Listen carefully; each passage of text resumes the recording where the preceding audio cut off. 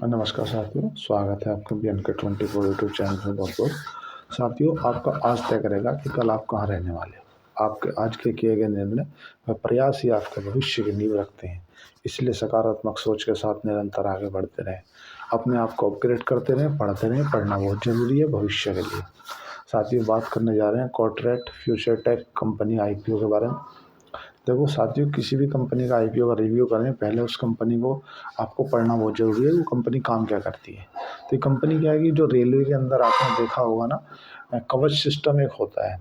कवच सिस्टम मतलब, मैं आपको बिल्कुल लेमन लैंग्वेज में अगर बताना चाहूँ, कवच सिस्टम होता क्या है। देखो, दो ट्रेन अगर आपस में भिड़ती हैं तो उसको कवच सिस्टम ही दूर करता है।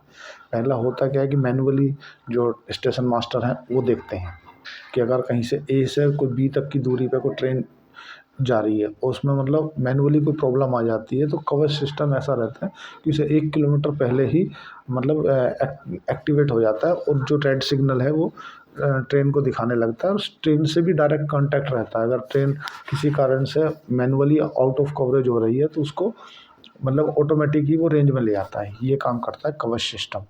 अब ये कंपनी क्या, उस कवच सिस्टम में लगने वाले जो इक्विपमेंट है ना, वो इक्विपमेंट बनाती है। जनरली मैं इस कंपनी की बैलेंस शीट पढ़ रहा था इंटरनली जाके, तो मैंने इसमें पाया कि इसके जो प्रमोटर है ना, उन्होंने दिमाग लगाया साथियों। क्योंकि इसके जो ज़्यादातर रेवेन्यू है ना, 60% जो इसका रेवेन्यू है वो केबल वायर से आता है।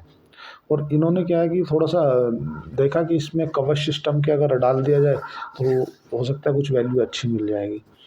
इन्होंने इनकी जो जनरली ये जो बिज़नेस है ना, 60% रेवेन्यू आता है इनका। वो एक तरह से वायर होते हैं ऐसे, जो मतलब कैसा भी वेदर हो उसमें वो वायर सक्सेस हो जाते हैं। जैसे वायर बनाने वाली अगर कंपनी की बात करें तो पॉलीकैब है। पॉलीकैब इसी सिमिलर इंडस्ट्री में वायर बनाती है। अपार वो है तुम्हारी KEI इंडस्ट्री है, क्रोड्स केबल है, ये कंपनी केबल बनाती है। या तुम्हारा RR केबल के नाम से सुना होगा, हेवल्स है। तो ये कंपनी क्या केबल बनाती है। अब बात समझो बातियों, क्यों ये कंपनी ने दिमाग क्यों लगाया है। क्योंकि अल्टीमेटली आपका 60% जो रेवेन्यू आ रहा है ना, वही आपका कंसिडर किया जाएगा कि आप करते क्या हो। तो दो दो ट्रेनों की अगर आप जैसे हो जाता है ना कि अभी भारत के अंदर 1.5 लाख किलोमीटर की रेलवे लाइन बिछी हुई है, और उसमें जो कवच सिस्टम है 15,000 किलोमीटर में, ज़्यादा से ज़्यादा 1500 से 2,000 या 3,000 किलोमीटर के आसपास 15 कवच सिस्टम एक्टिवेट है। तो उसमें अब आगे की जो भविष्य में होने वाली संभावनाएं हैं वो इस कंपनी में ज़्यादा दिख रही हैं। फ्यूचर में लग सकती है कि हाँ यार ठीक है। अब बात कर लेते हैं कि कवच सिस्टम कहाँ कहाँ काम आता है। देखो, जितने भी रेलवे हादसे होते हैं, एक ट्रेन पटरी से उतर जाना हुआ, ट्रेनों का आपस में भिड़ जाना हुआ, ये सब अगर कवच सिस्टम रहे तो हो ही ना। क्योंकि कहीं अगर पटरी टूटी हुई है तो पहले ही वो इन्फॉर्म कर देगा कि पटरी उस जगह से उस जगह तक टूटी हुई है। या कोई ट्रेन 1 किलोमीटर की दूरी पे है और किसी कारण उससे छूट गई, मतलब उससे नज़र में नहीं आई, स्टेशन मास्टर के, या वो बत्ती सी जलती रहती है, तो वो जो दोनों ट्रेनों के जो ड्राइवर है ना, उनको वो 2-2 किलोमीटर पहले से ही इन्फॉर्म कर देगा कि आप दोनों के बीच की दूरी कम रह गई है। ऐसा रहता है। जनरली जब ट्रेनें चलती हैं, आपने देखा होगा कि ट्रेनों का जो डिस्टेंस रहता है ना, एक ट्रेन से दूसरी ट्रेन का ज़्यादा नहीं रहता, 5-6 किलोमीटर का रहता है। इसीलिए आपने देखा होगा कि आपकी गाड़ी आउटर पे खड़ी कर दी जाती है, या आप कोई बहुत सी ट्रेनें ऐसे देखते होंगे कि यार तुम्हारी चल रही है, तुम्हारे पीछे ये गाड़ी लगी आ रही है, तो आप 5 किलोमीटर 10 किलोमीटर पहले रहते हो, 10 किलोमीटर बाद दूसरी गाड़ी लगी रहती है। होता क्या है, कभी मैनुअली अगर सिस्टम डीएक्टिवेट हुआ या कोई गलती हुई तो उनमें रेलवे के साथ में हादसे हो जाते हैं। बात कर लेते हैं कि जो तुम्हारा कॉर्टेंट जो फ्यूचर टेक कंपनी है, कंपनी काम क्या करती है, हमने समझ लिया। इस कंपनी ने 2021 में साथियों अपना नाम चेंज किया था। बात करें कितनी तारीख से कितनी तारीख तक ओपन रहेगा, तो ये 7 जनवरी को ओपन होगा साथियों, और 9 जनवरी को मतलब आज क्लोज हो जाएगा। अलॉटमेंट जो है इसकी 10 जनवरी को आएगा, और जो रिफ़ंड है वो 13 जनवरी को आएगा। और जो किसी के नई IPO लगेगा तो उसको रिफ़ंड हो जाएगा 13 जनवरी को। जिसको IPO लग जाएगा उसको 13 जनवरी को उसके डीमैट अकाउंट में क्रेडिट कर दिए जाएंगे। और लिस्टिंग इसकी 14 जनवरी को होगी। NSE BSE पे दोनों पे ये लिस्ट होने वाली है। मैन बोर्ड की कंपनी है। अब ये कंपनी जान लेते हैं साथियों नेशनल पब्लिक ऑफर के जरिए कितना रुपया जुटाना चाहती है। तो 290 करोड़ रुपये ये आईपीओ के जरिए जुटाना चाहती है। पूरा का पूरा फ्रेश इशू है। कोटे की बात कर लेते हैं, कितना कोटा किसके लिए रखा गया था। जो क्वालिफाइड इंस्टीट्यूशनल इन्वेस्टर हैं उनके लिए 75% कोटा रिजर्व रखा गया है, और जो एनआईआई है नॉन इंस्टीट्यूशनल इन्वेस्टर उनके लिए 15% कोटा रिजर्व रखा गया है, और जो रिटेल है रिटेल के लिए 10% कोटा रिजर्व रखा गया है, क्योंकि रिटेल को छोटा कोटा दिया है। बात कर लेते हैं कंपनी कब इनकॉर्पोरेट हुई थी। साथियों ये कंपनी जो 2015 में इनकॉर्पोरेट हुई थी, मतलब 2015 में इनकॉर्पोरेट हुई थी, और 2021 में इस कंपनी का नाम बदल दिया गया था। कंपनी के प्रमोटर की अगर बात करें तो साथियों जो कंपनी के चेयरमैन ऑफ मैनेजिंग डायरेक्टर हैं, मतलब सीएमडी हैं, वो सतीश गुप्ता हैं। एक मोहित मोहरा हैं जो इस कंपनी के प्रमोटर हैं। एक अमित दीवान है जो कंपनी के प्रमोटर का पदभार संभाल रहे हैं। अब ये समझ लेते हैं साथियों कि इसके आईपीओ से पहले इसकी कितनी होल्डिंग थी और कितनी रहने वाली है। तो साथियों इनिशियल पब्लिक ऑफर मतलब आईपीओ के बाद इसकी जो होल्डिंग बचेगी वो बचेगी 70%, जो काफ़ी हेल्दी होल्डिंग है। मतलब आईपीओ से पहले इसमें 93% की होल्डिंग थी, आईपीओ के बाद 70% की होल्डिंग बचेगी काफ़ी। अब समझिए आईपीओ के बाद में इस कंपनी की जो ऑल ओवर नेटवर्थ रहेगी कितनी रहेगी। तो साथियों 1160 करोड़ रुपए की इसकी वर्थ निकल के आती है, जिस कंपनी ने अपनी वैल्यू लगाई है 1160 करोड़ की वैल्यू लगाई है कंपनी ने। अब समझ लेते हैं कि साथियों इसका एसेट और रेवेन्यू वगैरह क्या है। तो साथियों इसके एसेट 2011 की अगर बात करें, 2021 में साथियों 58 करोड़ के एसेट हुआ करते थे। 2022 में इसका 112 करोड़ के एसेट हो गए। 2023 में 118 करोड़ के एसेट हो गए। 2024 में 142 करोड़ के एसेट हो गए। मतलब एसेट में सस्टेनेबल ग्रोथ है, नो डाउट, कोई दिक्कत नहीं। जो रेवेन्यू है साथियों इसका रेवेन्यू 2021 में 72 करोड़ का हुआ करता था। 2022 में 104 करोड़ का रेवेन्यू हो गया। 2023 में 152 करोड़ का रेवेन्यू हो गया, और 2024 की 151 करोड़ का कंपनी ने रेवेन्यू दिखाया है। तो एसेट और रेवेन्यू में तो सस्टेनेबल ग्रोथ है, नो डाउट, उसमें कोई दिक्कत वाली बात नहीं है। प्रॉफिट की बात करें तो साथियों इस कंपनी को 4 करोड़ का प्रॉफिट था 2021 में, जो 2022 में प्रॉफिट कम हो गया, मतलब 1 करोड़ 94 लाख का हो गया। तो जनरली बात है कि ये कंपनी क्या है कि ज़्यादातर सरकारी कंपनी का काम करती है, जैसे रेलवे हुई या जो सरकारी इक्विपमेंट वगैरह उनको सप्लाई करती है, तो इसका जो पैसा है वो अटक जाता है। तो इस बार इसकी बैलेंस शीट पर 2022 वाली पे नहीं दिखा। तो जिनका 4 करोड़ का प्रॉफिट हुआ करता था 2021 में, 2022 में वो घट के मात्र 1 करोड़ 94 लाख रह गया। लेकिन 2023 में अगर इस प्रॉफिट की बात करें तो साथियों 13 करोड़ का इसका प्रॉफिट 2023 में हो गया। तो जाहिर सी बात है पैसा अटका हुआ होगा, वो इनका रिलीज हुआ होगा, जो कि बैलेंस शीट पर दिखा है। 2024 की बात करें तो इनका 14 करोड़ का प्रॉफिट इन्होंने दिखाया है। अब साथियों समझ लेते हैं कि इसके आरओसी और आरओई क्या है। आरओसी की बात करें साथियों तो 34 का आरओसी निकल के आता है, और रिटर्न ऑन कैपिटल एम्प्लॉयड की बात करें तो 26 का निकल के आता है।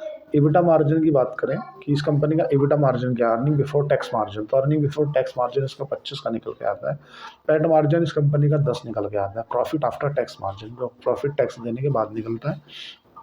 डेट टू इक्विटी कंपनी के पास काफ़ी रह जाने वाली है, मतलब इस कंपनी के पास में जो जनरली कंपनी हेल्दी मानी जाती है, इसका डेट टू इक्विटी 0.5 के अंडर में है, लेकिन 1.86 है। मतलब आपके पास में जो रिजर्व है उसका 186% आपके पास में डेट है। 1.86 की डेट टू इक्विटी रहने वाली है। ईपीएस की बात करें, अर्निंग प्रति शेयर क्या निकल के आ रहा है साथियों, 4.90, मतलब 4 रुपये 90 पैसे का ईपीएस निकल के आता है। और अगर रिटर्न ऑन नेटवर्थ की बात करें साथियों, रिटर्न ऑन नेटवर्थ इसकी 33 की है, और रिटर्न ऑन एसेट वैल्यू इस कंपनी की 14 की निकल के आती है। अब सब पी रेशो की बात कर लेते हैं साथियों, किसकी पी रेशो कितना है, प्राइस टू अर्निंग रेशो। तो ये कंपनी पी 100 के पी पे आ रही है, मतलब कोई सस्ती कंपनी की पी रेशो नहीं है, काफ़ी हायर वैल्यूएशन पे पी है। अब समझ लेते हैं कि साथियों इसके जो पीयर कंपटीटर हैं वे कैसे हैं, तो उससे हमें इसका लिस्टिंग गेन वगैरह का अंदाज़ा हो जाएगा, या फ्यूचर में पैसा कमा के देगी या नहीं, उस तरह का हमें अंदाज़ा मिल जाएगा। साथियों एक एचबीएल पावर है, एचबीएल पावर भी तुम्हारा कवच सिस्टम में ही काम आता है, वो उसका पीयर कंपटीटर है। उसका 61 का पी है, और ईपीएस जो है वो उसका 10 का है।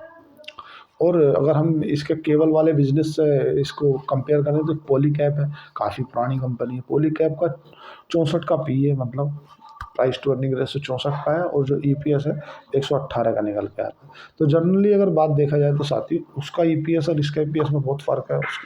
पॉलीकैब काफ़ी जानी मानी कंपनी है, बिजनेस काफ़ी फैला हुआ है, उसका पी 64 का है, इसका 100 का है, तो कहीं ना कहीं ये महंगी है उसके अनुसार। अगर हम अपार इंडस्ट्री की बात करें, अपार इंडस्ट्री भी सिमिलर बिजनेस में वर्क करती है, तो उसका जो पी एस आती है 49 का पी निकल के आता है। अपार इंडस्ट्री ने लोगों को बहुत पैसा बना कर दिया, लगभग लोगों को 10-10 गुना पैसा किया है, नो डाउट। और जो उसका ईपीएस निकल के आता है साथियों, अर्निंग प्रति शेयर, वो 212 रुपये का निकल के आता है। तो जनरली वो स्टेपलर प्लेयर हैं, बड़ी कंपनियां हैं, तो जाहिर सी बात है कि उसमें बिजनेस में उनका वर्किंग कैपिटल ज़्यादा है, उनका अंदर की जो स्टेबिलिटी है, वो ज़्यादा दिन से इस बिजनेस में काम कर रहे हैं, तो उनका हिसाब भी थोड़ा ज़्यादा ही होगा।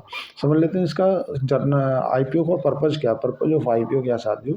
तो इनको क्या है कि कुछ वर्किंग कैपिटल के लिए रिक्वायरमेंट है पैसे की, मतलब जो ये काम कर रहे हैं उसमें क्या इनका पैसा जो है ना, रेलवे में या जहाँ भी ये काम कर रहे हैं, 3-3 महीने 6-6 महीने पैसा रिलीज़ नहीं होता, काम कर देते हैं, वो 6 महीने तक पैसा अटक जाता है। तो इनको क्या करना है, वो पैसा अपने काम चलाने के लिए, मतलब वर्किंग कैपिटल के लिए इनको पैसे की रिक्वायरमेंट है। ऐसा है कंपनी का जो सीएमडी है, चेयरमैन मैनेजिंग डायरेक्टर, उन्होंने बताया कुछ जनरल कॉर्पोरेट पर्पज़ के लिए चाहिए, मतलब कुछ रिक्वायरमेंट है। और कुछ इनको क्या है कि साथियों कि इनका एक लोन रिपेमेंट करना, लोन जैसे मैं बता रहा हूँ लोन बहुत ज़्यादा है, तो इनका लोन रिपेमेंट करना है। रजिस्ट्रार की बात करें साथियों, तो लिंक्डइन टाइम इसका रजिस्ट्रार है।